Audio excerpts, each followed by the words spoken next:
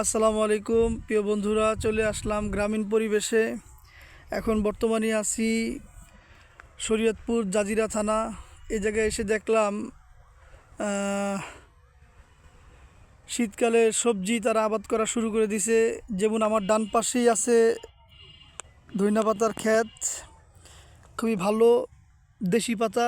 একটা হাতে নিয়ে ডলা দিয়ে দেখলাম, খুবই ঘ্রাণ এবং খুবই সুন্দর একটা পাতা, ধইনা পাতা। গ্রামের পরিবেশটা করে, গ্রামের ভিউটা অনেক সুন্দর চমৎকার। বাম পাশে আছে হচ্ছে পেঁয়াজের হাই বলি বা পেঁয়াজ বলি। এই যে তারা পেঁয়াজ লাগাচ্ছে, পেঁয়াজ লাগাইছে, উঠানের পালা, দেশি পেঁয়াজ। এরপরে আছে হচ্ছে যে বেগুনের ক্ষেত। আলহামদুলিল্লাহ, গ্রাম দেশের লোক প্রচুর পরিশ্রম করে, সেই জন্য আজকে তাদের এই সফলতা।